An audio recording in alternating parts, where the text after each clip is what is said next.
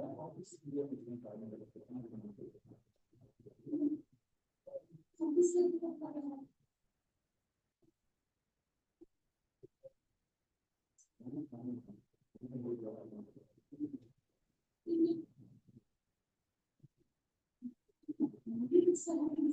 കൃഷ്ണ, എല്ലാവർക്കും എന്റെ പ്രണാമം.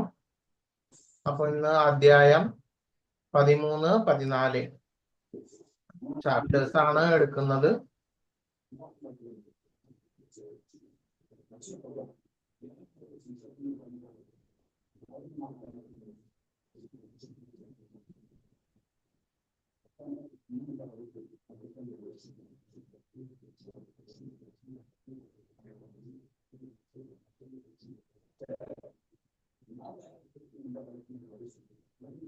ഒരു പ്രണാമം.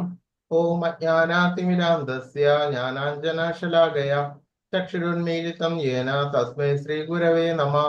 ശ്രീ ചൈതന്യ മനോഭീഷ്ടം സ്ഥാപിതം യേന ഭൂതലേ സ്വയം രൂപകഥാ മഹ്യം ദദാതി സ്വപദാന്തികം. വന്ദേഹം ശ്രീഗുരോ ശ്രീയുതപദകമലം ശ്രീഗുരുൻ വൈഷ്ണവാംശ ശ്രീരൂപം സാഗ്രജാതം സഗണ രഘുനാഥാന്വിതം തം സജീവം സാദ്വൈതം സാവധൂതം പരിജന സഹിതം കൃഷ്ണ ചൈതന്യദേവം ശ്രീ രാധാകൃഷ്ണപാദാൻ സഗണ ലളിതാ ശ്രീ വിശാഖാന്വിതാം നമ. ഓം വിഷ്ണുപാദായ കൃഷ്ണപ്രേഷ്ഠായ ഭൂതലേ ശ്രീമതേ ഭക്തിവേദാന്ത സ്വാമിനെ ഇതി നാമിനെ. നമസ്തേ സാരസ്വതേ ദേവേ ഗൗരവാണി പ്രചാരിണേ നിർവിശേഷ ശൂന്യവാദി പാശ്ചാത്യ ദേശതാരിണേ. വാഞ്ചാകൽപതരുഭ്യശ്ച കൃപാ സിന്ധുഭ്യ ഏവ ച പതിതാനാം പാവനേഭ്യോ വൈഷ്ണവേഭ്യോ നമോ നമഃ. ഹേ കൃഷ്ണ കരുണാ സിന്ധോ ദീനബന്ധോ ജഗൽപദേ ഗോപേശ ഗോപികാ കാന്ത രാധാ കാന്ത നമോസ്തുതേ. സപ്തകാഞ്ചന ഗൗരാംഗീ രാധേ വൃന്ദാവനേശ്വരി വൃഷഭാനുസുതേ ദേവി പ്രണമാമി ഹരിപ്രിയേ. ജയ ശ്രീ കൃഷ്ണ ചൈതന്യ പ്രഭു നിത്യാനന്ദ ശ്രീ അദ്വൈത ഗദാധര ശ്രീവാസാദി ഗൗര ഭക്തവൃന്ദ. ഹരേ കൃഷ്ണ കൃഷ്ണ കൃഷ്ണ ഹരേ ഹരേ ഹരേ രാമ രാമ രാമ ഹരേ ഹരേ. ഹരേ കൃഷ്ണ കൃഷ്ണ കൃഷ്ണ ഹരേ ഹരേ ഹരേ രാമ രാമ രാമ ഹരേ ഹരേ. ഹരേ കൃഷ്ണ കൃഷ്ണ കൃഷ്ണ ഹരേ ഹരേ ഹരേ രാമ രാമ രാമ ഹരേ ഹരേ. ഹരേ കൃഷ്ണ കൃഷ്ണ കൃഷ്ണ ഹരേ ഹരേ ഹരേ രാമ രാമ രാമ ഹരേ ഹരേ.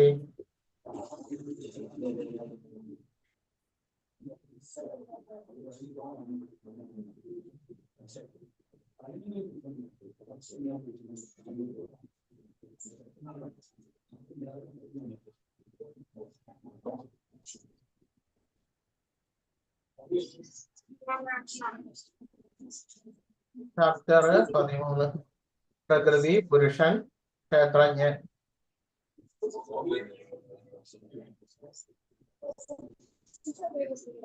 വോയിസ് ക്ലിയർ ആണോ? പറയൂ. വോയിസ് ക്ലിയർ ആണോ?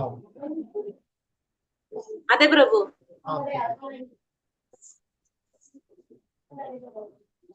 അർജുന ഉവാച പ്രകൃതിം പുരുഷം ചൈവ ക്ഷേത്രം ക്ഷേത്രജ്ഞമേവ ച ഏതദ് വേദിതുമിച്ഛാമി ജ്ഞാനം ജ്ഞേയം ച കേശവ. അർജുനൻ പറയുകയാണ്, എന്താ അല്ലയോ പ്രിയപ്പെട്ട കൃഷ്ണ, പ്രകൃതി, പുരുഷൻ, ക്ഷേത്രം, ക്ഷേത്രജ്ഞൻ, ജ്ഞാനം, ജ്ഞാനത്തിന് വിഷയീഭവിക്കുന്നത്, ഇവയെ കുറിച്ച് അറിയുവാൻ ആഗ്രഹം ഉണ്ട് എന്ന് ഭഗവാനോട് പറയുകയാണ്. പ്രകൃതി, പുരുഷൻ, ക്ഷേത്രം, ക്ഷേത്രജ്ഞൻ, ജ്ഞാനം, ജ്ഞാനവിഷയം എന്നിവയെ കുറിച്ച് അറിയാൻ ആഗ്രഹിക്കുകയാണ് അർജുനൻ. ഈ ശരീരമാണ് ക്ഷേത്രം എന്ന് പറയപ്പെടുന്നത്. അതിനെക്കുറിച്ച് ശരീരത്തെ കുറിച്ച് അറിയുന്നത് ആരാണോ, അറിയുന്നവൻ ശരിയാവണ്ണം പരിപൂർണ വിധത്തില് അറിയുന്നത് ആരാണോ, ആണ് ക്ഷേത്രജ്ഞൻ എന്ന് പറയുന്നത് എന്ന് ഭഗവാൻ ഉത്തരം നൽകുന്നു. ബദ്ധനായിട്ടുള്ള ആത്മാവിന്റെ കർമ്മവേദിയാണ് ശരീരം. ബദ്ധ ജീവാത്മാവ് ഭൗതികതയിൽ കുടുങ്ങി കഴിയുന്നു. ആ ഭൗതിക പ്രകൃതിയെ കീഴടക്കാൻ ശ്രമിക്കുകയും ചെയ്യുന്നു. ഇങ്ങനെ പ്രകൃതിക്കുമേൽ ആധിപത്യം സ്ഥാപിക്കാൻ എത്രമാത്രം കഴിവുണ്ടെന്നതിനെ ആശ്രയിച്ച് അയാൾക്കൊരു കർമ്മവേദി ലഭിക്കും. ആ പ്രവർത്തന മണ്ഡലമാണ് ശരീരം. അപ്പോൾ നമ്മൾ എവിടെയാണ് സ്ഥിതി ചെയ്യുന്നത്? നമ്മളെല്ലാവരും എവിടെ സ്ഥിതി ചെയ്യുന്നു? പറയൂ, പറയൂ, ആര് പറയും? എവിടെയാണ് നമ്മൾ സ്ഥിതി ചെയ്യുന്നത്? നമ്മള് ശരീരത്തിലാണ് സ്ഥിതി ചെയ്യുന്നത്.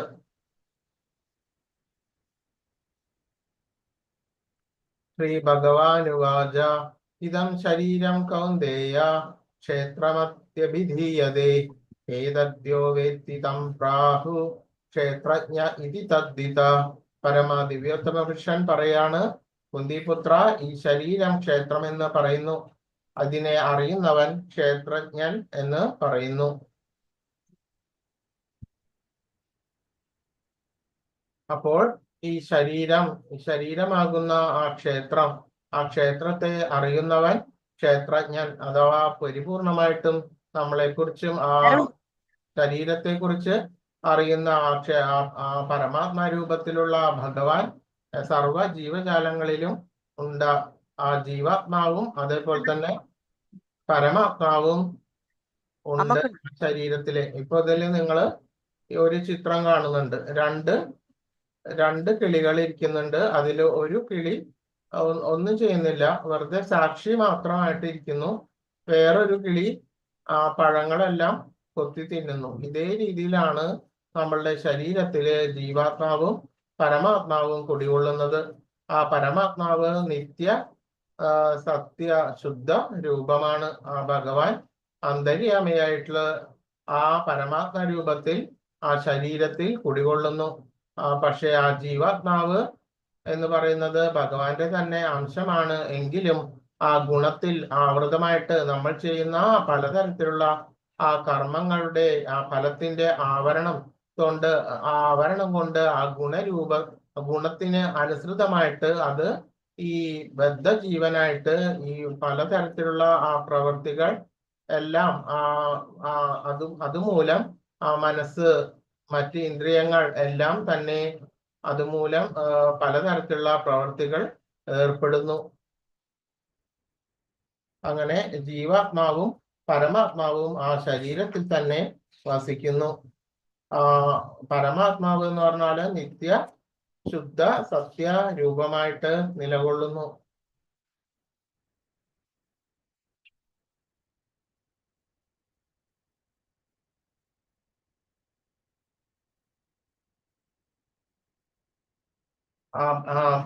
ഭഗവാന്റെ തന്നെ വിസ്തരണം ആണ് എന്ത്? ബ്രഹ്മം, പരമാത്മാവ്. അതുമാതിരി ആ ഭഗവാന്റെ വിസ്തരണം പരമാത്മാവ്, ബ്രഹ്മം. അങ്ങനെ 3 തലത്തിലാണ് ആ ഭഗവാനെ പ്രാപിക്കാൻ സാധിക്കുന്നത്. ഒരു പ്രാഥമികമായിട്ടുള്ള ഒരു വ്യക്തി എന്താണ് നിരാകാരമായിട്ട് ആ ഭഗവാന്റെ ആ ജ്യോതി സ്വരൂപത്തിലേക്ക് ലയിക്കുന്നതിന് വേണ്ടിയിട്ട് പലതരത്തിലുള്ള ആ യോഗ ക്രിയകളിലൂടെയും എല്ലാം ലയിക്കുവാൻ വേണ്ടിയിട്ട് ആഗ്രഹിക്കുന്നു ആ ഭഗവാന്റെ ആ ജ്യോതിസിലേക്ക്. അതുമാതിരി തന്നെ അഷ്ടാംഗ യോഗങ്ങളിലൂടെ ജ്ഞാനത്തിലൂടെയും ഒരു യോഗി ആ ആത്മാവിനെ എന്ത് ചെയ്യുന്നു? ആ ജീവാത്മാവ് പരമാത്മാവിലേക്ക് ഉറപ്പിക്കാൻ വേണ്ടിയിട്ടുള്ള പ്രക്രിയയാണ് അഷ്ടാംഗ യോഗങ്ങൾ. അത് ജ്ഞാനം ഇതെല്ലാം മുൻനിർത്തിയിട്ട് മനസ്സിനെ പരമാത്മാവിലേക്ക് ഉറപ്പിക്കുന്നു. അപ്പോൾ ഈ 2 തരത്തിലുള്ള ഉപാസനയ്ക്കും എന്തില്ല? ഭക്തി എന്ന് പറഞ്ഞിട്ടുള്ള ഘടകം ഇല്ല. ശരിയായിട്ടുള്ള ഉത്കൃഷ്ടമായിട്ടുള്ള ജ്ഞാനം, ആ യോഗം അത് ഭഗവാനിലേക്ക് എത്തുന്നതിന് വേണ്ടിയിട്ട് ശരിയാമണ്ണമുള്ള ഭക്തിയുത സേവനത്തോടു കൂടിയിട്ടുള്ള ആ വഴിയിൽ കൂടെയാണ് നമ്മൾ പോകുമ്പോൾ ആ ഭഗവാനിലേക്ക് എത്തുന്നത്. അങ്ങനെ ആ 3 തരം പ്രാപ്യസ്ഥാനങ്ങൾ ഉണ്ട് എന്നത് നിങ്ങൾ മനസ്സിലാക്കണം. എന്തൊക്കെയാണ് 3 തരത്തിലുള്ള പ്രാപ്യസ്ഥാനങ്ങൾ? പറയൂ, എന്തൊക്കെയാണ് പ്രാപ്യസ്ഥാനങ്ങൾ 3 തരത്തിലുള്ള?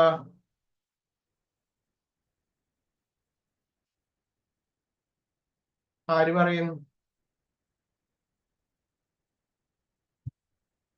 നിങ്ങൾ ശ്ലോകം എത്രാമത്തെ പ്രഭുജി?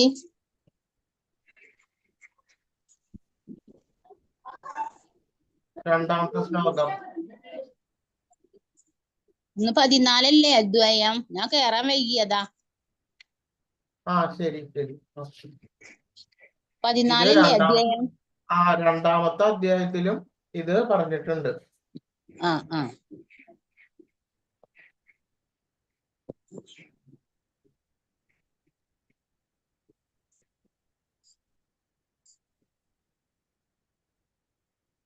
ക്ഷേത്രജ്ഞൻ ചാഭിമാം വിദ്ധി സർവക്ഷേത്രേഷു ഭാരത. ക്ഷേത്രക്ഷേത്രജ്ഞയോർജ്ഞാനം യത്തജ്ഞാനം മതം മമ. ഹേ ഭാരതവംശജ, സർവ ശരീരങ്ങളിലും കുടികൊള്ളുന്ന ഞാനും ക്ഷേത്രജ്ഞനാണെന്ന് നീ അറിയണം. ഈ ശരീരമാകുന്ന ക്ഷേത്രത്തെയും ക്ഷേത്രജ്ഞനെയും കുറിച്ചുള്ള അറിവാണ് ജ്ഞാനം. ഇതാണ് എന്റെ അഭിപ്രായം.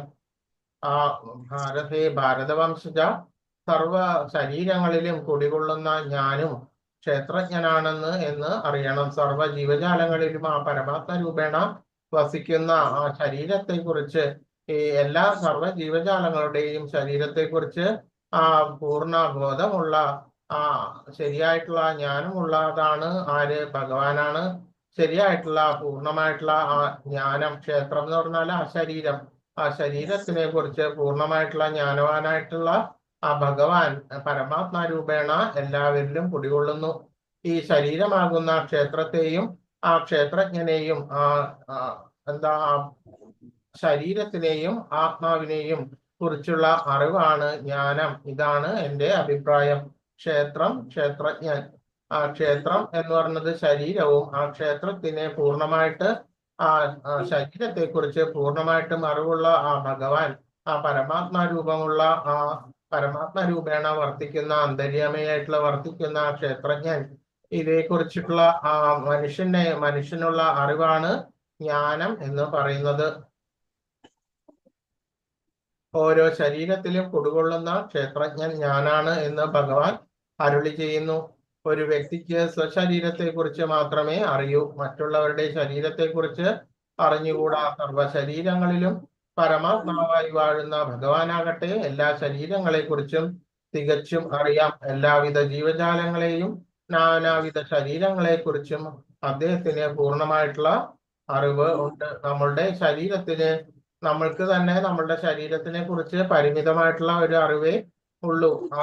അതിനപ്പുറം ക്ഷേത്രജ്ഞനായിട്ടുള്ള ഭഗവാന് ശരീരം എല്ലാ സർവ്വ ജീവജാലങ്ങളുടെയും കുറിച്ചിട്ട് പരിപൂർണമായിട്ടുള്ള ജ്ഞാനം ഉണ്ട്. അതുപോലെ തന്നെ ജീവന്റെ സ്ഥിതി, ഇപ്പോഴുള്ള സ്ഥിതിയും അതിനുശേഷമുള്ള ഭൂതം, ഭാവി, വർത്തമാനം, അതിന്റെ ഉത്ഭവം, അതിന്റെ നാശം, ഇതെല്ലാത്തിനെ കുറിച്ചിട്ടും വളരെയേറെ നല്ല രീതിയിലുള്ള ജ്ഞാനം ഭഗവാന് ഉണ്ട്. ആ സർവ ശരീരങ്ങളിലും പരമാത്മാവായിട്ട് വാഴുന്ന ഭഗവാനാകട്ടെ എല്ലാ ശരീരങ്ങളെ കുറിച്ചും തികച്ചും അറിയാം. എല്ലാവിധ ജീവജാലങ്ങളുടെയും നാനാവിധ ശരീരങ്ങളെ കുറിച്ചും അദ്ദേഹത്തിന് പൂർണ്ണമായിട്ട് അറിവ് ഉണ്ട്.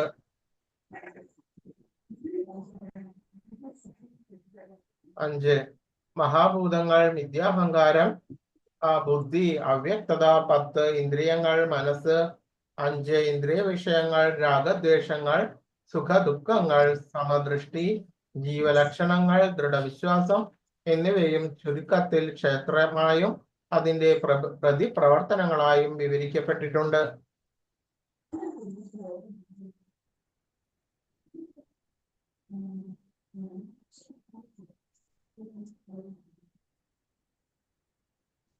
ഒന്നാമതായി ഭൂമി, ജലം, അഗ്നി, വായു, ആകാശം എന്നീ പഞ്ചമഹാഭൂതങ്ങളുണ്ട്. പിന്നെ മിഥ്യാഹങ്കാരവും ബുദ്ധിയും പ്രകൃതിയുടെ അവ്യക്ത നിലയിലുള്ള 3 ഗുണങ്ങളും ഉളവാകുന്നു. പിന്നെ കണ്ണ്, മൂക്ക്, നാക്ക്, ത്വക്ക്, ചെവി എന്നീ ജ്ഞാനേന്ദ്രിയങ്ങളും. അടുത്തതായി ശബ്ദം, കാലുകൾ, കൈകൾ, ഗുദം, ഉൽപാദനേന്ദ്രിയം എന്നീ കർമ്മേന്ദ്രിയങ്ങളും രൂപം കൊള്ളുന്നു. ഇന്ദ്രിയങ്ങളെക്കാളും ഉത്കൃഷ്ടം മനസ്സാണ്. അടുത്തത് ഇങ്ങനെ മനസ്സുൾപ്പെടെയുള്ള 11 ഇന്ദ്രിയങ്ങൾ.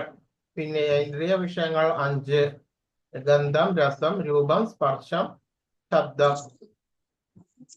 വിനയം, ഗർവമില്ലായ്മ, അഹിംസ, ക്ഷമ, ലാളിത്യം, ഒരു യഥാർത്ഥ ആത്മീയ ഗുരുവിനെ സമീപിക്കൽ ശുചിത്വം, സ്ഥൈര്യം, ആത്മസംയമനം, ഇന്ദ്രിയ വിഷയങ്ങളിൽ അനാസക്തി, വിദ്യാഹങ്കാരമില്ലായ്മ, ജനന മരണങ്ങൾ, വാർദ്ധക്യം, രോഗം എന്നീ പരിണാമങ്ങളുടെ ദുഃഖാത്മകത മൂലമുള്ള ബോധം, വൈരാഗ്യം, മക്കൾ, ഭാര്യ, ഗൃഹം മുതലായവയിൽ നിന്നുള്ള മുക്തി, സുഖദുഃഖങ്ങളിലുള്ള അക്ഷോഭ്യത എന്നിവ സ്ഥിരവും നിഷ്കളങ്കവുമായിട്ടുള്ള ഭക്തി, ഏകാന്തമായിട്ടുള്ള സ്ഥലത്ത് ജീവിക്കാനുള്ള ആഗ്രഹം, ആൾക്കൂട്ടത്തിൽ നിന്ന് വേറിട്ട് നിൽക്കൽ, ആത്മസാക്ഷാത്കാരത്തിന്റെ പ്രാധാന്യം അറിയൽ, തത്വചിന്തയിലൂടെ നിരപേക്ഷ തത്വത്തെക്കുറിച്ച് അന്വേഷിക്കൽ എന്നിവ എല്ലാം ജ്ഞാനമാണെന്നും ഇവയല്ലാത്ത എന്തൊക്കെയാണ് അതെല്ലാം അജ്ഞാനമാണെന്നും ഞാൻ പ്രഖ്യാപിക്കുന്നു. അപ്പോൾ ലളിതമായിട്ട് പറഞ്ഞാല് ശരിയാവണ്ണം ആ ഭക്തിയുത സേവനം ചെയ്തിട്ട് ആ ഭഗവാനെ തന്നെ പൂർണ്ണമായിട്ട് ആശ്രയിക്കുകയാണെന്നുണ്ടെങ്കിൽ ആ ഭഗവാനിലുള്ള ആ സർവഗുണങ്ങളും, ജ്ഞാനത്തിന് അനുയോജ്യമായിട്ടുള്ള സർവഗുണങ്ങളും ഭഗവാനിൽ നിന്ന് തന്നെ നമുക്ക് കിട്ടും. ഭഗവാന് അനുകൂലമായിട്ട് പ്രവർത്തിക്കുക വഴി എല്ലാ തരത്തിലുള്ള സൽഗുണങ്ങളും നമ്മളിൽ വന്ന് നിറയുകയും അതുപോലെ തന്നെ നമ്മൾക്ക് ആവശ്യമില്ലാത്ത ഭഗവാന് ആ കൃഷ്ണാവബോധത്തിന് ആവശ്യമില്ലാത്തത് എന്തൊക്കെ നമ്മളിലുണ്ടോ അതെല്ലാം ഭഗവാൻ അത് എടുത്തു കളയുകയും ചെയ്യുന്നു. അപ്പോൾ അതാണ് ശരിയായിട്ടുള്ള ആ ലളിതമായിട്ട് ആ കൃഷ്ണാബോധത്തിലേക്ക് വരുമ്പോൾ ഒരു വ്യക്തിക്ക് സംഭവിക്കുന്നത്. അപ്പോൾ എന്തൊക്കെയാണ് ഒരു ഗുരുവിന്റെ കൃഷ്ണാബോധത്തോടുകൂടി മുന്നോട്ട് നീങ്ങുമ്പോൾ ശരിയാവണ്ണം ആ ശാസ്ത്രത്തിന്റെയും അതുമാതിരി ഗുരുവിന്റെയും പിൻബലം ഉണ്ടാകണം. ആ ശരിയാവണ്ണമുള്ള ഒരു ഗുരുവിന്റെ മേൽനോട്ടത്തിലായിരിക്കണം അഥവാ നിർദ്ദേശത്തിലായിരിക്കണം ആ കൃഷ്ണാബോധം ചെയ്യേണ്ടത്.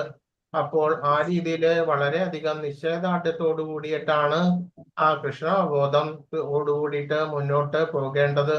അങ്ങനെ വരുമ്പോൾ ആ ശരിയാവണ്ണം ആ ഗുരുവിന്റെ നിർദ്ദേശാനുസരണം ആ കൃഷ്ണാബോധത്തിലേക്ക് ആ മാർഗത്തിലേക്ക് പോവുകയും അതിനനുസരിച്ചിട്ട് ആ വിനയത്തോടു കൂടിയിട്ട് ആ ഗുരുവിൽ നിന്ന് ആ ശാസ്ത്രങ്ങളെല്ലാം പഠിക്കുകയും അതോടുകൂടിയിട്ട് ആ ഗർവില്ലായ്മ, അഹിംസ മുതലായിട്ടുള്ള ഉത്തമ ഗുണങ്ങൾ ആ ഭക്തനിൽ വന്നു ചേരുകയും ചെയ്യുന്നു. ഏതൊക്കെയാണ്? ഗർവില്ലായ്മ, അഹിംസ, ക്ഷമ, ലാളിത്യം, ഇതെല്ലാം ഒരു ഉത്തമമായിട്ടുള്ള ഗുണങ്ങൾ വന്നു ചേരുന്നു. ശുചിത്വം, സ്ഥൈര്യം, ആത്മസംയമം, ഇന്ദ്രിയ വിഷയങ്ങളിൽ അനാസക്തി, മിഥ്യാഹങ്കാരമില്ലായ്മ, മറ്റ് ദ്വന്ദ്ങ്ങളിൽ നിന്നുള്ള സുഖദുഃഖങ്ങളിലുള്ള അക്ഷോഭ്യത, എല്ലാ തരത്തിലുള്ള സഹനം, സഹിക്കുവാനുള്ള ശേഷി എന്ന് പറഞ്ഞാൽ പലതരത്തിലുള്ള സംഘത്യാഗം, ലൗകികമായിട്ടുള്ള കൂട്ടുകെട്ടിൽ നിന്നുള്ള ത്യാഗം, ഇങ്ങനെയുള്ള നല്ല ഉത്തമ ഗുണങ്ങൾ കൃഷ്ണാബോധം പുരോഗമിക്കുന്നതോടുകൂടിയിട്ട് നമ്മളിൽ വന്ന് ചേരുന്നു. അല്ലാത്ത പക്ഷം എന്താണ് ഉണ്ടാവുക? മിഥ്യാഹങ്കാരത്തോടു കൂടിയിട്ട് ചെയ്യുന്ന തരത്തിലുള്ള പ്രവൃത്തി ചെയ്യുമ്പോൾ ഇതിന്റെ ഈ ഉത്തമ ഗുണങ്ങളുടെ നേരെ എതിരായിട്ടുള്ള ഗുണങ്ങളാണ് നമ്മളിൽ വന്ന് നിറയുക. ഏതാണ്? മിഥ്യാഹങ്കാരം, അതുമാതിരി പലതരത്തിലുള്ള ദുഃഖങ്ങൾ, ഇതെല്ലാം നമ്മളിൽ വന്ന് നിറയുകയും അതിൽ പെട്ടിട്ട് നമ്മൾ അധപ്പതിക്കുകയും ചെയ്തു പോകുന്നു. അപ്പോൾ നമുക്ക് രണ്ട് ഓപ്ഷനാണ് നമ്മളുടെ മുന്നിലുള്ളത്. ഒന്ന്, ശരിയാവണ്ണമുള്ള കൃഷ്ണാബോധത്തോടു കൂടിയിട്ട് മുന്നോട്ട് പോവുക. അതല്ലാത്ത പക്ഷം നമ്മൾ എന്താവും? ഈ ഭവസാഗരത്തിൽ കിടന്നിട്ട് മുങ്ങി താണുകൊണ്ടേയിരിക്കും, ആ ജീവിതചക്രത്തിൽപ്പെട്ട് ഉഴന്നുകൊണ്ടേയിരിക്കും.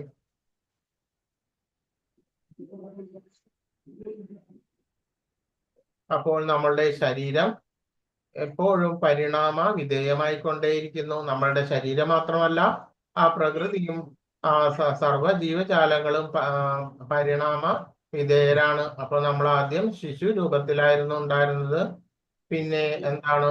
കൗമാരം, യൗവനം, ജര, വാർദ്ധക്യം, ഇതെല്ലാം വന്നിട്ടുണ്ട്. ഇതിനോടൊപ്പം തന്നെ പലതരത്തിലുള്ള രോഗങ്ങളും എല്ലാം വന്നുകൊണ്ടേയിരിക്കുന്നു. പലതരത്തിലുള്ള സഹനങ്ങളും അനുഭവിക്കേണ്ടതായിട്ട് വരുന്നു.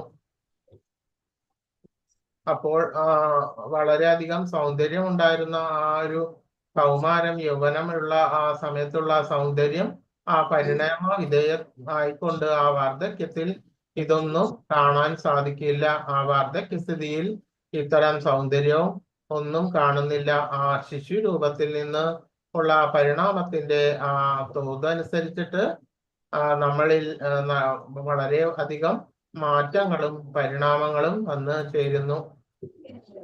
ആധ്യാത്മികമായിട്ടുള്ള ജീവിത പുരോഗതിക്ക് ഒഴിച്ചുകൂടാത്ത ഒന്നാണ് ശൗചം.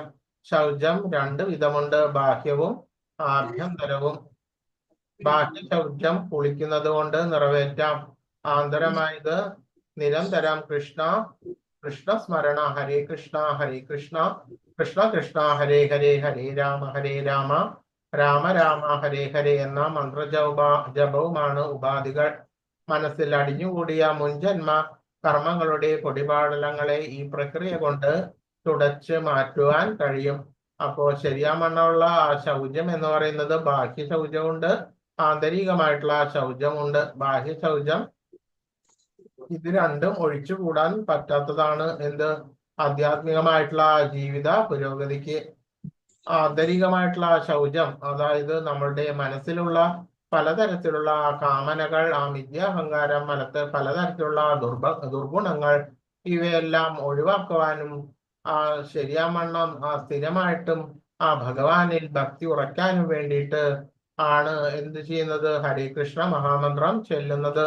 അതിനോടൊപ്പം ശരിയായിട്ടുള്ള ചിന്തകളും പ്രവൃത്തികളും ബോധവും എല്ലാം തന്നെ ശുദ്ധമായിട്ടും വളരാൻ വേണ്ടിയിട്ട് ചിന്ത, വാക്ക്, അതുമാതിരി പ്രവൃത്തി, ഇതിലുള്ള ഋജുത്വം അഥവാ ശരിയാമണ്ണം നമ്മൾ ചിന്തിക്കുന്നത് തന്നെയാണ് പറയേണ്ടത്, പറയുന്നത് തന്നെയാണ് പ്രവർത്തിക്കേണ്ടത്. ഇതിനെയാണ് ഋജുത്വം എന്ന് പറയുന്നത്. വാക്കുകളിലും പ്രവൃത്തികളിലും എല്ലാം തന്നെ കൃഷ്ണബോധം കൊണ്ടുവരേണ്ടതാണ്. അപ്പോൾ അതിനു വേണ്ടിയിട്ടാണ് ശരിയാമണ്ണമുള്ള ഭഗവാന്റെ ശ്രവണം, കീർത്തനം മുതലായ നവവിധ ഭക്തികൾ നമ്മളുടെ പ്രവൃത്തിയിൽ കൊണ്ടുവരേണ്ടതാണ്. മനസ്സിൽ അടിഞ്ഞുകൂടിയിട്ടുള്ള മുജ്ജന്മ കർമ്മങ്ങളുടെ പൊടിപടലങ്ങളെ ഈ പ്രക്രിയകൾ കൊണ്ട് തുടച്ചു മാറ്റുവാൻ കഴിയും.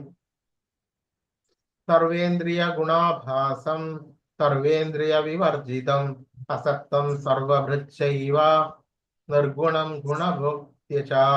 സർവ ഇന്ദ്രിയങ്ങളുടെയും ഉൽപ്പത്തി സ്ഥാനമാണ് പരമാത്മാവ്. എന്നിരുന്നാലും അവിടത്തേക്ക് ഇന്ദ്രിയങ്ങളില്ല. സകല ജീവജാലങ്ങളുടെയും നിലനിർത്തി പോരുന്നതെങ്കിലും അനാസക്തനാണ്.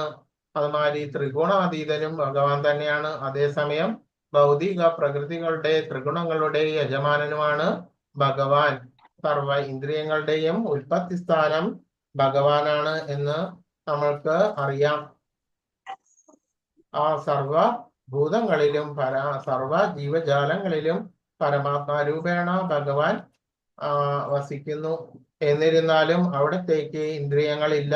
സകല ജീവജാലങ്ങളെയും നിലനിർത്തി പോരുന്നു. അത് അനാസക്തമാണ്. ഭഗവാനല്ല അതിന്റെ കർത്താവ്. ഭഗവാൻ ഏകാംശേന സ്ഥിതോ ജഗത് എന്ന് പറയുന്ന ഒരംശം കൊണ്ടാണ് സർവ ജീവജാലങ്ങളിലും ഭഗവാൻ വ്യാപിച്ചിരിക്കുന്നത്. അന്തര്യാമിയായിട്ടുള്ള പരമാത്മാവും അങ്ങനെ തന്നെ. പരമാത്മാവിന് യാതൊരു തരത്തിലുള്ള കർത്തൃത്വവും ഇല്ല.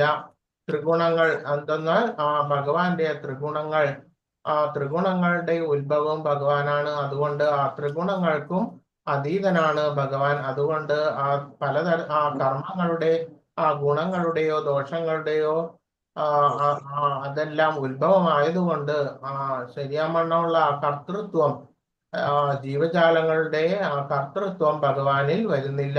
അതേസമയം തന്നെ ഭൗതിക പ്രകൃതിയുടെ ത്രിഗുണങ്ങളുടെ യജമാനനും ഭഗവാനാണ്.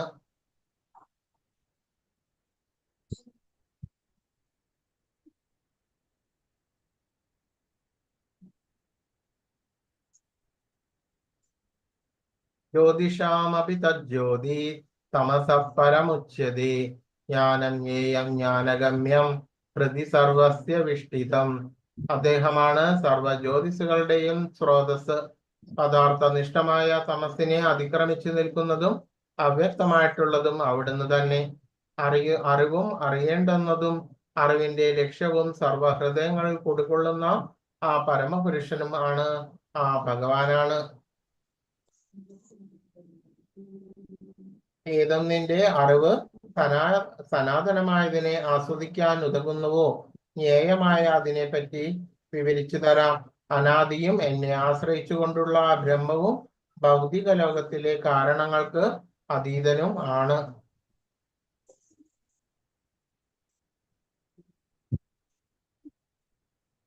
പുരുഷ പ്രകൃതിസ്ഥോ ഹി ഭുങ്ക്തേ പ്രകൃതിജാൻ ഗുണാൻ കാരണം ഗുണസംഗസ്യ അസദ്യോനി ജന്മസു. ഭൗതിക പ്രകൃതിയിൽ ജീവാത്മാവ് പ്രകൃതിയുടെ ത്രിഗുണങ്ങൾ അനുഭവിച്ചുകൊണ്ടുള്ള ജീവിത രീതി കൈക്കൊള്ളുന്നു. ഭൗതിക പ്രകൃതിയുമായുള്ള സമ്പർക്കത്താലാണിത്. അങ്ങനെ നല്ലതും ചീത്തയുമായിട്ടുള്ള നാനായോനികളിൽ ജീവൻ പിറവിയെടുക്കുന്നു. അപ്പോൾ ആ കർത്തൃത്വം ഭഗവാൻ ഇല്ല എന്ന് പറയുന്നു. ഓരോ ആളുകൾ, ഓരോ വ്യക്തികൾ നമുക്ക് നോക്കിക്കഴിഞ്ഞാൽ കാണാൻ സാധിക്കും. പലതരത്തിലുള്ള ചിന്തകളുണ്ട് അവർക്ക്, പലതരത്തിലുള്ള പ്രവർത്തികൾ, പല കർമ്മങ്ങളിൽ അവര് വ്യാപൃതരാകുന്നു. അതുമാതിരി അവരുടെ വീട്, സാമ്പത്തികം, ബന്ധുമിത്രാദികൾ, അവരുടെ ചിന്തകൾ എല്ലാം തന്നെ വളരെയധികം വ്യത്യസ്തത കാണുന്നു. ഇത് എന്തുകൊണ്ടാണ് ഇത്തരത്തിലുള്ള വ്യത്യസ്തത കാണപ്പെടുന്നത്? എന്തുകൊണ്ടാണ്?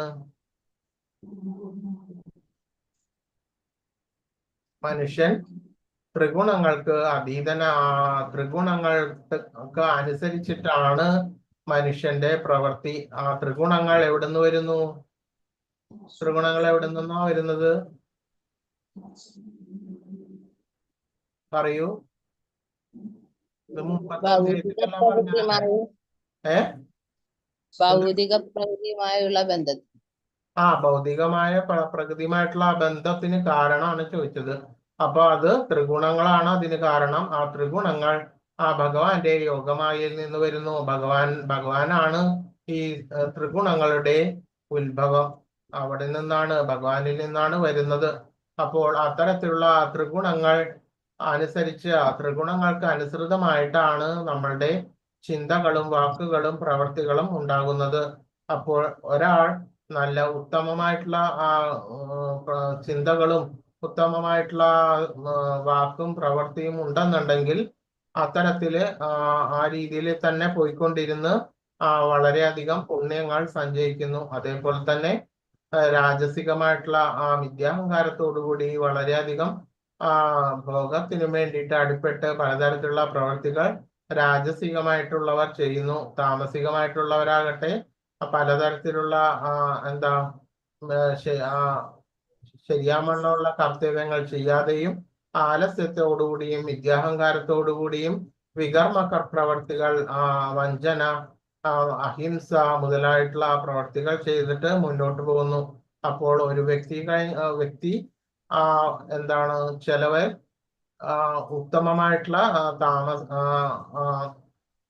താത്വിക പ്രാധാന്യങ്ങളായിരിക്കും, ചിലവർ രാജസിക പ്രാധാന്യങ്ങളും, അതുമാതിരി ചിലർ താമസിക ആധിക്യമുള്ളവരും അങ്ങനെ ആയിരിക്കും. ചിലവർ മിശ്രങ്ങളായിട്ടുള്ള ഗുണങ്ങൾക്ക് അനുസരിച്ചായിരിക്കും അവരുടെ പ്രവർത്തനം.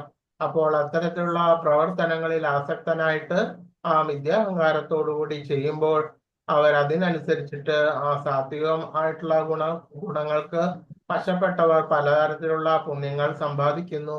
അതല്ലാത്തവർ പലതരത്തിലുള്ള ഭൗതികതയ്ക്കും ഭോഗത്തിനും ആസക്തിയോടുകൂടിയിട്ട് പ്രവർത്തികൾ ചെയ്യുന്നു.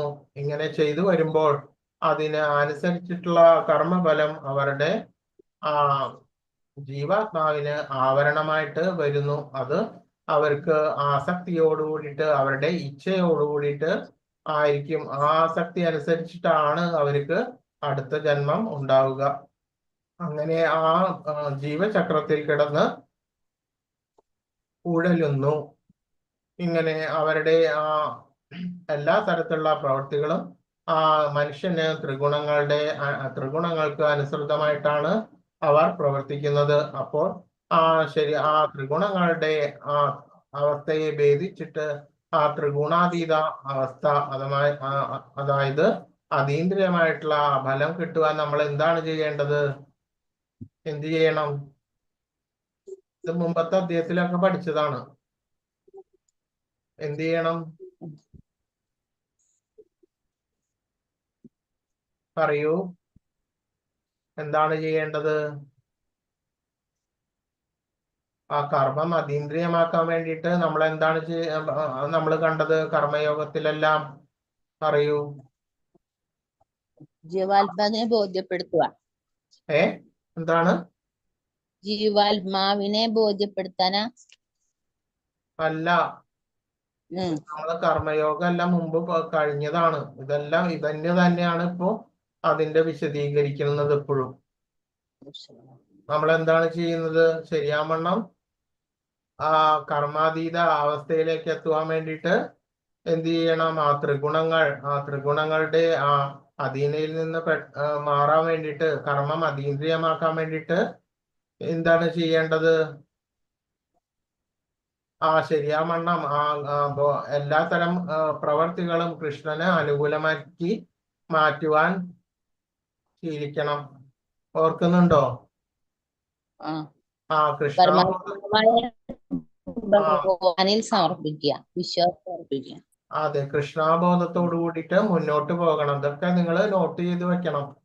എന്നാലേ പിന്നെ ഇത് പറഞ്ഞതുകൊണ്ടുള്ള പ്രയോജനം നിങ്ങൾക്ക് ലഭിക്കുകയുള്ളൂ.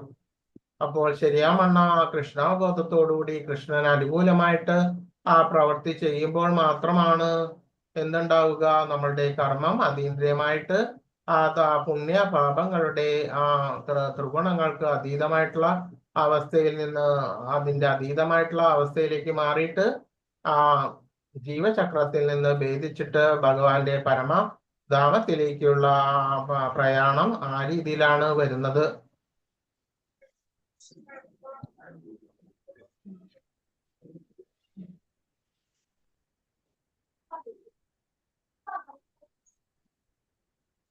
ഭൗതിക തൃഷ്ണയുടെ പ്രേരണ മൂലം ജീവാത്മാവ് ചിലപ്പോൾ ദേവനായും ചിലപ്പോൾ മനുഷ്യനായും മറ്റു ചിലപ്പോൾ വന്യമൃഗവും ആയേക്കാം.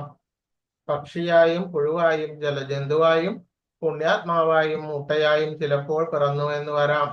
ഇത് ഇങ്ങനെ തുടർന്നുകൊണ്ടേയിരിക്കുന്നു. ഏത് രൂപമെടുത്താലും തന്റെ പരിതസ്ഥിതികളുടെ ആധിപത്യം തനിക്ക് തന്നെയാണെന്ന് ജീവൻ കരുതുന്നു. എന്നാൽ അത് അഭൗതിക പ്രകൃതിക്ക് അധീനനാണെന്ന് അത്രേ സത്യം. ആ ഭൗതിക തൃഷ്ണയുടെ പ്രേരണ മൂലമാണ് ജീവാത്മാവ് ദേവനായും മനുഷ്യനായും മറ്റു ചില വന്യമൃഗവും ആയേക്കാം. അപ്പോൾ പലതരത്തിലുള്ള ഉത്തമമായിട്ടുള്ള സാത്വിക ഗുണങ്ങൾ അനുസരിച്ച് പലതരത്തിലുള്ള പുണ്യങ്ങൾ എല്ലാം ചെയ്തിട്ട്, അതായത് ഉദാഹരണം പലതരത്തിലുള്ള അഗ്നിഹോത്രങ്ങൾ, യജ്ഞങ്ങൾ ദേവന്മാരെ പ്രീണിപ്പിക്കുവാൻ വേണ്ടിയിട്ട് ചെയ്തിട്ട് അതിനനുസരിച്ച് അവർ ആ പുണ്യങ്ങളുടെ പിന്തുണയോടുകൂടിയിട്ട് അവർ മരണശേഷം ഉത്കൃഷ്ട ലോകങ്ങളെ പ്രാപിക്കുന്നു. ഇങ്ങനെയാണ് ആ സാത്വിക ഗുണങ്ങളുള്ളവർക്ക് വരുന്നത്. എങ്കിൽ പോലും അവർ വളരെയധികം കാലം അത്തരത്തിലുള്ള സ്വർഗത്തിലോ ഉത്കൃഷ്ട ലോകങ്ങളിലോ ജനിച്ചിട്ട് അവർ ആ പുണ്യം ക്ഷയിക്കുമ്പോൾ പിന്നീട് വീണ്ടും ഭൂമിയിൽ ചെന്ന് ചേരുകയാണ് ചെയ്യുന്നത്. ഈ രാജസികമായിട്ടുള്ള ആസക്തിയും നമ്മളുടെ സമ്പത്തിനും ആസക്തിയും പ്രശസ്തിക്കും വേണ്ടിയിട്ട് അതിന്റെ പിന്നാലെ നടക്കുന്ന ആൾക്ക് ആ ജീവാത്മാവിന് അതിന്റെ ഇച്ഛയ്ക്കനുസരിച്ചിട്ട് അവരുടെ ആ ഗുണം എന്ന് പറയുന്നത് മിഥ്യാഹങ്കാരത്തോടു കൂടിയിട്ടുള്ള ഭോഗേച്ഛയാണ്. അപ്പോൾ അതിനനുസൃതമായിട്ട് അവർക്ക് വീണ്ടും അത്തരത്തിലുള്ള ജന്മം കിട്ടുകയാണ് ചെയ്യുന്നത്. പക്ഷെ വികർമ്മത്തിനും യാതൊരു തരത്തിലുള്ള സവിശേഷ ബുദ്ധിയും ഉപയോഗിക്കാതെ ഭഗവാന്റെ അടുത്തേക്ക് അതിനു വേണ്ടിയിട്ടുള്ള ആ മാർഗത്തിൽ യാതൊന്നും ഉള്ള ഒരു മാർഗത്തിൽ ഒന്നും വരാതെയുള്ള താമസികമായിട്ടുള്ള ബുദ്ധിയുള്ള ആളുകൾ എന്തിനു വരും? അവർ തിര്യയോനികളിൽ അഥവാ മൃഗയോനികളിലും രാജസ താമസിക ആധിക്യമുള്ളവർ ഇത്തരത്തിലുള്ള മൃഗയോനികളിൽ പക്ഷി മൃഗ തിര്യയോനികളിലെല്ലാം ജനിച്ചു വരുന്നു. എന്തുകൊണ്ടെന്നാൽ അവര് മനുഷ്യനുള്ള സവിശേഷമായിട്ടുള്ള ബോധം ഭഗവാനിൽ തിരിച്ചെത്തുവാനുള്ള ബോധം അവർ ഉപയോഗിക്കുന്നില്ല. അപ്പോൾ അവർക്ക് എന്തൊക്കെയാണ് അവരുടെ ഒരു മൃഗ തുല്യമായിട്ടുള്ള ജീവിതം നയിക്കുന്ന ആളുകൾ, മനുഷ്യന്മാർ മരണശേഷം ആ മൃഗ യോനികളിൽ അതുമാതിരി ജീവി യോനികളിൽ അതപ്പതിക്കുന്നു. ഒരു നായക്കൂട്ടം.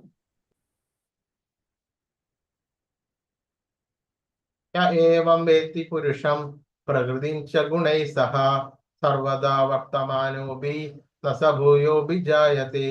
ഭൗതിക പ്രകൃതിയെയും ജീവസത്തയെയും പ്രകൃതിയിലെ ത്രിഗുണങ്ങളുടെ അന്യോന്യ ബന്ധത്തെയും വിശദമായി അറിഞ്ഞവർക്ക് നിശ്ചയമായും മോക്ഷം ലഭിക്കും. ഇപ്പോഴത്തെ അവസ്ഥ എന്തായാലും ലോകത്തിൽ അവർ വീണ്ടും ജനിക്കുകയില്ല. അപ്പോൾ ആ ഭൗതിക പ്രകൃതിയെ കുറിച്ചിട്ട് ആചാര്യന്മാരിൽ നിന്നും ഗ്രന്ഥങ്ങളിൽ നിന്നും അറിഞ്ഞ ആള് ജീവസത്ത ശരിയാവണ്ണമുള്ള ആത്മാവിനെ കുറിച്ച് അറിയുന്ന ആളും അതുമാതിരി പ്രകൃതിയുടെ ആ ത്രിഗുണങ്ങളുടെ അന്യോന്യ ബന്ധത്തെയും കുറിച്ച് വിശദമായി അറിഞ്ഞ് അതിനനുസരിച്ച് ജ്ഞാനം മനസ്സിലാക്കി അതിനനുസരിച്ച് പ്രവർത്തിക്കുന്ന ആളുകൾക്ക് നിശ്ചയമായും മോക്ഷം ലഭിക്കും. അഥവാ ആ ബോധത്തിൽ നിന്നുള്ള ആ ബോധം ശുദ്ധമായിട്ട് അവര് മുക്തിപദത്തിലേക്ക് വരും. ആ ശുദ്ധമായിട്ടുള്ള ബോധം വരുമ്പോഴാണ് ആത്മസാക്ഷാത്കാരം ലഭിക്കുക. ആ ശുദ്ധത്തിന്റെ ബോധത്തിൽ കാലുഷ്യം നീങ്ങുമ്പോഴാണ് ഒരാൾക്ക് മുക്ത എന്ന അവസ്ഥ ഉണ്ടാകുന്നത്.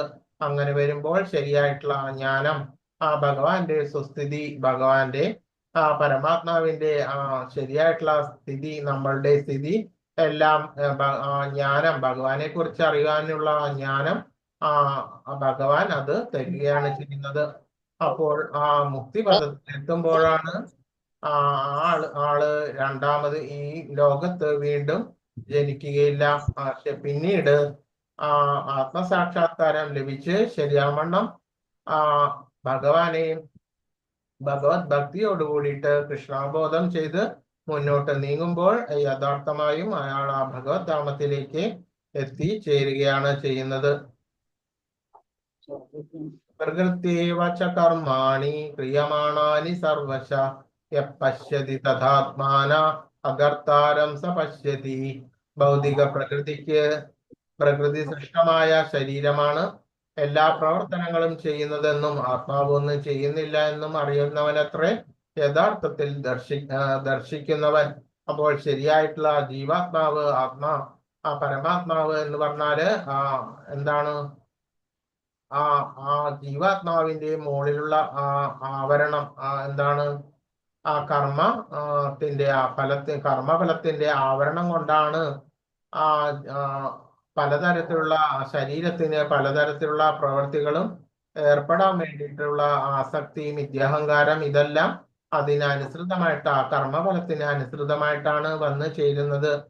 എങ്കിൽ പോലും ശരിയാമണ്ണ ആത്മാവ് സാക്ഷി രൂപേണയാണ് നിൽക്കുന്നത്.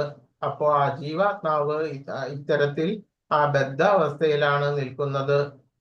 അപ്പോൾ ബദ്ധാവസ്ഥ മാറിയിട്ട് സ്വതന്ത്ര അവസ്ഥയിലേക്ക് മാറണമെന്നുണ്ടെങ്കിൽ എന്താണ്? യഥാർത്ഥമായിട്ട്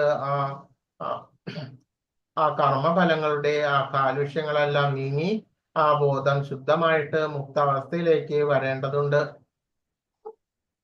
ആത്മാവ് ഒന്നും ചെയ്യുന്നില്ല, സാക്ഷി മാത്രമായിട്ട് നിൽക്കുന്നു. ജീവാത്മാവിന്റെ ആവരണമായിട്ടുള്ള കർമ്മഫലം, ആസക്തിയോടുകൂടിയിട്ടുള്ള കർമ്മമാണ് അതിനനുസരിച്ചുള്ള ത്രിഗുണങ്ങളാണ് ഇത്തരത്തിലുള്ള കർമ്മങ്ങൾ ചെയ്യുവാൻ വേണ്ടിയിട്ട്, നല്ലതും കൊട്ടയമായിട്ടുള്ള കർമ്മങ്ങൾ ചെയ്യുവാൻ വേണ്ടിയിട്ട് ജീവാത്മാവിനെ പ്രേരിപ്പിക്കുന്നത്.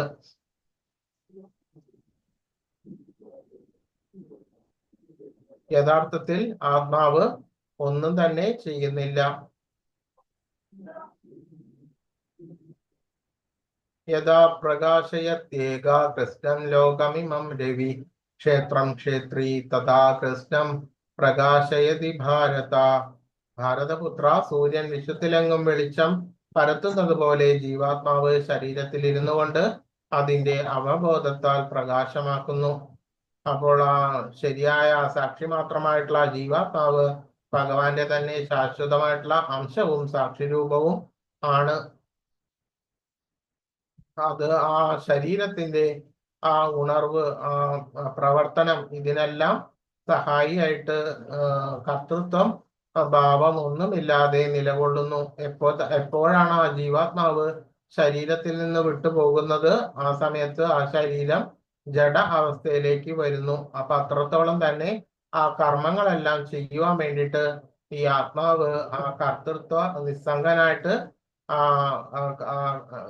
കർത്തവ്യം, കർത്തൃത്വ ബോധമില്ലാതെ ആ ശരീരത്തിന്റെ ആ പ്രവർത്തനത്തിന് എല്ലാം എന്താ അതിന് ആവശ്യമായിട്ടുള്ള എല്ലാ കാര്യങ്ങളും ചെയ്തിട്ട് അന്തര്യാമിയായിട്ട് നിലകൊള്ളുകയാണ് ചെയ്യുന്നത്. എപ്പോഴാണോ ആ കർമ്മഫലങ്ങളെല്ലാം ക്ഷയിക്കുന്നത്, അപ്പോൾ തന്നെ ബദ്ധനായിട്ടുള്ള ജീവൻ ആ ശരീരം വിട്ടുപോവുകയാണ് ചെയ്യുന്നത്. അപ്പോൾ ഈ ബോധം നമ്മളിൽ എല്ലാവരിലും ഉണ്ടായിരിക്കണം.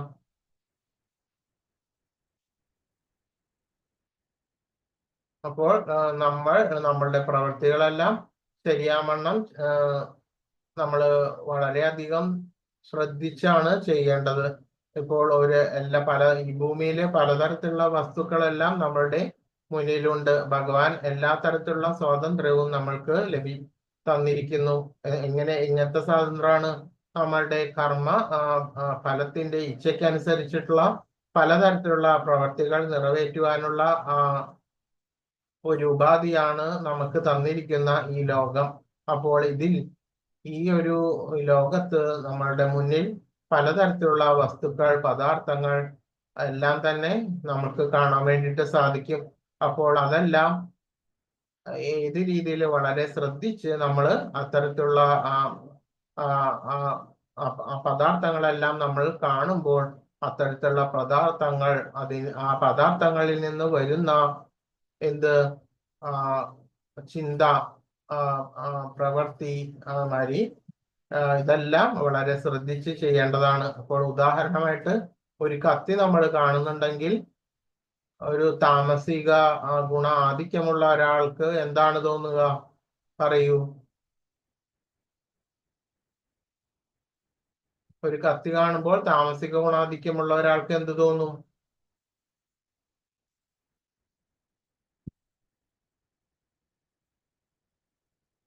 നിങ്ങളൊന്നും പറയുന്നില്ലല്ലോ. മനസ്സിലായില്ലേ എടുത്തത്? ഹരേ കൃഷ്ണ.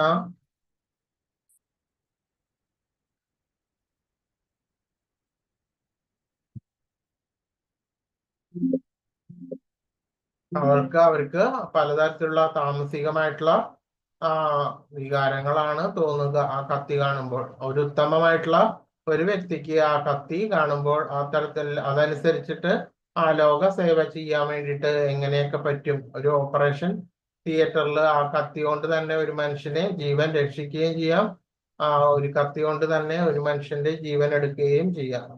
അപ്പോൾ അത് ഉത്തമമായിട്ടുള്ള ഗുണങ്ങൾ ഒരു ടൂൾ ഉപയോഗിച്ച് ചെയ്യാൻ പറ്റും. അതേപോലെ തന്നെ അധമമായിട്ടുള്ള പ്രവൃത്തിയും തരത്തിലുള്ള പ്രവൃത്തിയും ഈ ടൂൾ വെച്ചിട്ട് ചെയ്യാൻ നമുക്ക് സാധിക്കും. ക്ഷേത്രജ്ഞയോരേവ അന്തരജ്ഞാന ചക്ഷുഷ ഭൂതപ്രകൃത്യ മോക്ഷം ചാന്തി തേ പരം. ശരീരത്തിലും ശരീരം എന്ന് പറഞ്ഞാൽ ക്ഷേത്രം, അതിനെ അറിയുന്നവനും ക്ഷേത്രജ്ഞൻ തമ്മിലുള്ള വ്യത്യാസം എങ്ങനെയെന്ന് ജ്ഞാനദൃഷ്ടി കൊണ്ട് കാണാനും ഭൗതിക പ്രകൃതിയുടെ ബന്ധത്തിൽ നിന്നും മുക്തി നേടാനും ഉതകുന്ന പ്രക്രിയ എന്താണെന്ന് ശരിയാവണ്ണം അറിഞ്ഞവൻ പരമപദം പ്രാപിക്കും എന്ന് പറയുന്നു. ഹരേ കൃഷ്ണ ഹരേ കൃഷ്ണ കൃഷ്ണ കൃഷ്ണ ഹരേ ഹരേ ഹരേ രാമ രാമ രാമ ഹരേ ഹരേ. ഇങ്ങനെ ജപിച്ചും കൊണ്ടും കൃഷ്ണാബോധത്തില് തുടർച്ചയാവണ്ണം ഏർപ്പെട്ടിട്ട് ആ ജീവചക്രത്തിൽ നിന്ന് മുക്തി നേടുവാൻ വേണ്ടിയിട്ട് എല്ലാവരും ശ്രദ്ധിക്കുക. അങ്ങനെ 13ാമത്തെ അധ്യായമാണ് കഴിഞ്ഞത്. ഇനി 14ാമത്തെ അധ്യായം.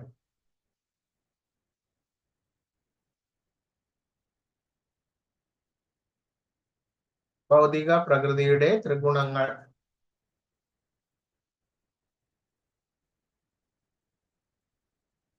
ഒന്നാമത്തെ ശ്ലോകം. ശ്രീ ഭഗവാനുവാച പരം ഭൂയ പ്രവക്ഷ്യാമി ജ്ഞാനാനാം ജ്ഞാനമുത്തമം യജ്ഞാത്വാ മുനയ സർവേ പരം സിദ്ധിമിതോ ഗതാ ദിവ്യോത്തമ പുരുഷൻ പറയാണ്, ഏതെന്നറിഞ്ഞതുകൊണ്ടാണോ ഋഷികളെല്ലാം തികഞ്ഞ പരിപൂർണത നേടിയിട്ടുള്ളത്. സർവോത്കൃഷ്ടമായിട്ടുള്ള ആ പരമജ്ഞാനത്തെ പറ്റി ഞാൻ നിന്നോട് വീണ്ടും വീണ്ടും വീണ്ടും നിന്നോട് പറയാം. ഇതം ജ്ഞാനമുപാശ്രിത്യ മമ സാധർമ്മ്യമാഗത സർഗേപി നോപജായന്തേ പ്രളയേന വ്യതന്തി ച. ഈ ജ്ഞാനത്തിൽ ഉറച്ചു നിൽക്കുന്നത് കൊണ്ട് എന്റേതിന് സമാനമായ അതീന്ദ്രിയ ഭാവത്തെ പ്രാപിക്കുവാൻ കഴിയും. അങ്ങനെ ഉറച്ചു നിന്നു കഴിഞ്ഞാൽ ഒരുവൻ സൃഷ്ടികാലത്ത് ജനിക്കുകയില്ല, പ്രളയകാലത്ത് ആകുല ചിത്തനാവുകയും ഇല്ല. ആ ശരിയാമണ്ണമുള്ള ജ്ഞാനത്തിൽ ഉറച്ചു നിൽക്കുന്ന ഒരാൾ ആ ശരിയാമണ്ണ ഭഗവാന്റെ അതീന്ദ്രിയ ഭാവത്തെ പ്രാപിക്കാൻ കഴിയുമെന്ന് പറയുന്നു. അങ്ങനെയുള്ളവർ ആ പലതരത്തിലുള്ള ദ്വന്ദ്ങ്ങളിൽ നിന്നെല്ലാം മുക്തനാവുകയാണ് ചെയ്യുന്നത്. സർവയോനിഷു കൗന്ദേയ മുക്തയ സംഭവന്തിയ താസാം ബ്രഹ്മ മഹദ്യോനി അഹം ബീജപ്രദപിത. ഹേ കുന്തിപുത്ര, നാനാരൂപേണയുള്ള ജീവവർഗങ്ങൾക്കെല്ലാം ഈ ഭൗതിക പ്രകൃതിയിൽ ജന്മമെടുക്കാൻ അവസരം നൽകിയത് ഞാനാണ്. അവയുടെ ബീജപ്രദാതാവായിട്ടുള്ള പിതാവും ഞാൻ തന്നെയാണെന്ന് അറിയണം. അപ്പോൾ ആ സർവ തരത്തിലുള്ള ജീവാത്മാക്കളും സർവ തരത്തിലുള്ള അവരുടെ ദോഷങ്ങൾക്ക് അനുസൃതമായിട്ട് പലതരത്തിലുള്ള ജീവദേഹങ്ങളെല്ലാം എടുത്ത് ആ ബദ്ധജീവനായിട്ട് നിലകൊള്ളുന്നു. അപ്പോൾ ഭഗവാൻ അവരുടെ എല്ലാം പതി അഥവാ അവരുടെ ജീവജാലങ്ങളുടെയും എല്ലാം ഉത്ഭവത്തിന് ഹേതു ഭഗവാൻ തന്നെയാണ്. എന്തെന്നാൽ ആ ഭഗവാനാണ് ഈ സർവ ജീവജാലങ്ങൾക്കും അവരുടെ ഭോഗത്തിനും ഇച്ഛയ്ക്കും അനുസൃതമായിട്ട് കർമ്മം ചെയ്യുവാൻ വേണ്ടിയിട്ടുള്ള സ്വാതന്ത്ര്യം, അതിനനുസരിച്ചിട്ടുള്ള പ്രകൃതി ഭഗവാനാണ് ഒരുക്കുന്നത്. അപ്പോൾ സർവഭൂതങ്ങൾക്കും താമസിക്കുവാൻ അവരുടെ ശരിയാമണ്ണമുള്ള കർമ്മങ്ങൾ അവരുടെ ഇച്ഛയ്ക്കൊത്ത് സ്വാതന്ത്ര്യത്തോടു കൂടിയിട്ട് ശിവാം തക്കമുള്ള പ്രകൃതി ഭഗവാനിൽ നിന്ന് തന്നെയാണ് വരുന്നത്. അപ്പോൾ സർവ ജീവജാലങ്ങളുടെയും ഉത്ഭവം എവിടെ നിന്നാണ്? പറയൂ. സർവ ജീവജാലങ്ങളുടെയും ഉത്ഭവം എവിടെ നിന്നാണ്?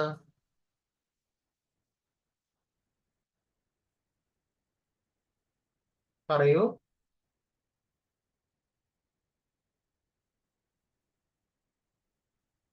ആ ഭഗവാനിൽ നിന്ന് തന്നെയാണ് വരുന്നത്.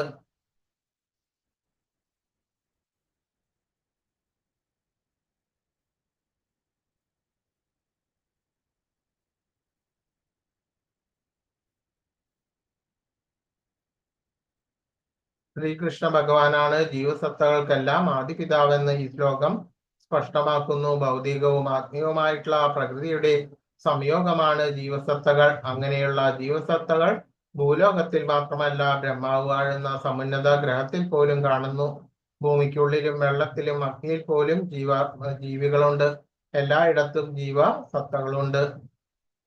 സത്വം രജസ്തമ ഇതി ഗുണ പ്രകൃതി സംഭവ നിബദ്രന്തി മഹാബാഹോ ദേഹേ ദേഹിനം അവ്യയം. ഹേ മഹാബാഹുവായിട്ടുള്ള അർജുന, 3 ഗുണങ്ങൾ അടങ്ങിയതാണ് ഈ ഭൗതിക പ്രകൃതി. സത്വം, രജസ്, തമസ്.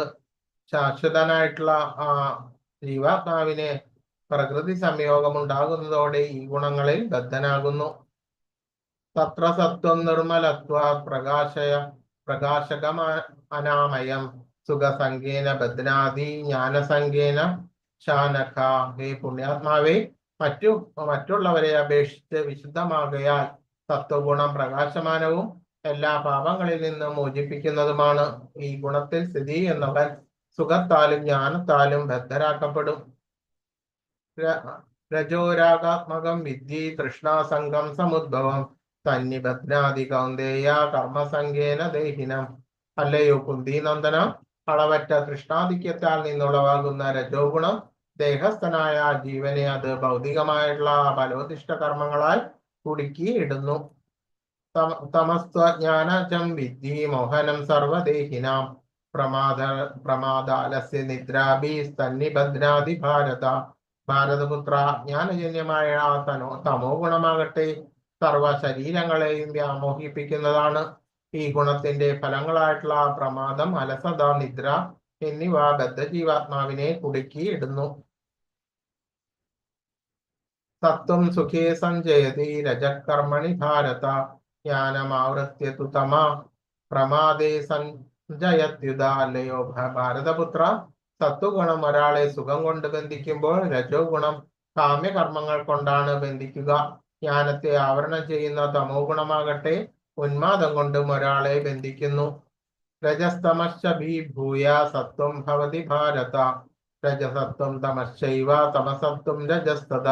അല്ലയോ ഭാരത, ചിലപ്പോൾ സത്വഗുണം രജസ്തമോ ഗുണങ്ങളെ തോൽപ്പിച്ചുകൊണ്ട് മുന്നേറും. ചിലപ്പോൾ രജസ് തമോ ഗുണങ്ങളെ കീഴടക്കുന്നു. മറ്റു ചിലപ്പോൾ തമസ് സത്വരജസ്സുകളെയും. ഈ വിധത്തിൽ എപ്പോഴും ആധിപത്യത്തിനുള്ള മത്സരം നിലനിൽക്കുന്നു. ആർക്കും പരിശീലനം കൊണ്ട് സത്വഗുണം വളർത്തി രജസ്തമസ്സുകളെ തോൽപ്പിക്കാം.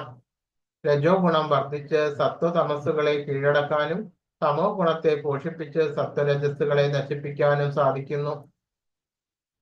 സർവദ്വാരേഷു ദേഹേസ്മിൻ പ്രകാശ ഉപജായതേ ജ്ഞാനം യഥാ യഥാ വിദ്യുത് വിവൃദ്ധം സത്വമിത്യുത. 9 ദ്വാരങ്ങളാണ് ഈ ശരീരത്തിലുള്ളത്. 2 കണ്ണുകൾ, 2 ചെവി, നാസാദ്വാരങ്ങൾ, വായ, ലിംഗമലദ്വാരം. ഇവ സാത്വിക ലക്ഷണങ്ങളാകയാൽ പ്രകാശിതമാവുമ്പോൾ മനുഷ്യൻ സത്വഗുണസമ്പന്നനാണെന്ന് മനസ്സിലാക്കാം. നവദ്വാരങ്ങളെയും പ്രവൃത്തങ്ങളായ സന്തുഷ്ടിയുടെ ലക്ഷണങ്ങൾ കാണാം. ഇതാണ് സത്വഗുണത്തിന്റെ അവസ്ഥ. ലോഭപ്രവൃത്തിരാരംഭ കർമ്മണാശമസ്പൃഹ രജസ്യേതാനി ജായന്തേ വിവൃദ്ധേ ഭരതർഷഭ. ഹേ ഭരതശ്രേഷ്ഠ, രജോ ഗുണം വർദ്ധിക്കുമ്പോൾ അതിയായ ആസക്തി, ഫലോദിഷ്ടമായ പ്രവർത്തനം, കഠിനമായ പ്രയത്നം, അടക്കാനാവാത്ത ആഗ്രഹം, മോഹാവേശം എന്നീ ലക്ഷണങ്ങൾ ഉണ്ടാകുന്നു. അപ്രകാശോ പ്രവൃത്തിശ്ച പ്രമാദോ മോഹ ഏവ ച തമസ്യേതാനി ജായന്തേ വിവൃദ്ധേ കുരുനന്ദന. കുരുനന്ദന, തമോ ഗുണം വളരുമ്പോൾ തേജസ്സില്ലായ്മ, അകർമ്മണ്യത, പ്രമാദം, വ്യാമോഹം എന്നിവ ഉണ്ടാകുന്നു. സാത്വികർ മരിക്കുമ്പോൾ നിർമ്മലമായിട്ടുള്ള ഉത്കൃഷ്ട ലോകങ്ങളിലും രജോ ഗുണത്തോടുള്ളവർ അത്തരം കർമ്മങ്ങൾ ചെയ്യുന്നവരുടെ ഇടയിലും തമോ ഗുണത്തിൽ ഉള്ളവരാകട്ടെ മൃഗങ്ങളായിട്ടാണ് പിറക്കുക. ആ സത്കർമ്മത്തിന്റെ ഫലം വിശുദ്ധവും സാത്വിക ഗുണങ്ങളായി ആകുന്നു എന്ന് പറയുന്നു. രജോ ഗുണത്തിലുള്ള പ്രവൃത്തിയുടെ ഫലം ദുഃഖവും തമോ ഗുണത്തിലുള്ള പ്രവൃത്തിയുടെ ഫലം മൗഢ്യവും അജ്ഞാനവുമാകുന്നു. ഊർധ്വം ഗച്ഛതി സത്വസ്ഥ മധ്യേ തിഷ്ഠന്തി രാജസ ചകന്യ ഗുണവൃത്തിസ്ഥ അധോ ഗച്ഛന്തി താമസ.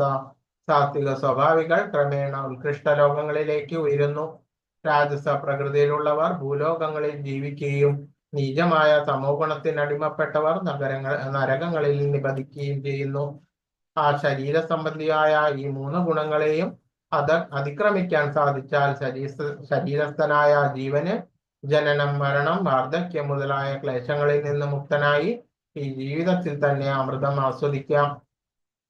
മാംസയോ വ്യഭിചാരേണ ഭക്തിയോഗേന സേവത്തെ സഗുണാൻ സമിതീത്യൈതാൻ ബ്രഹ്മഭൂയായ കൽപ്പതി. ഏത് പരിതസ്ഥിതിയിലും പിഴയ്ക്കാതെ ഭക്തിപൂർവം ഭഗവത് സേവനത്തിൽ ഏർപ്പെടുന്നവർക്ക് വേഗത്തിൽ ഭൗതിക പ്രകൃതിയുടെ ത്രിഗുണങ്ങളെ അതിക്രമിച്ച് ബ്രഹ്മപദത്തിലേക്ക് എത്താം.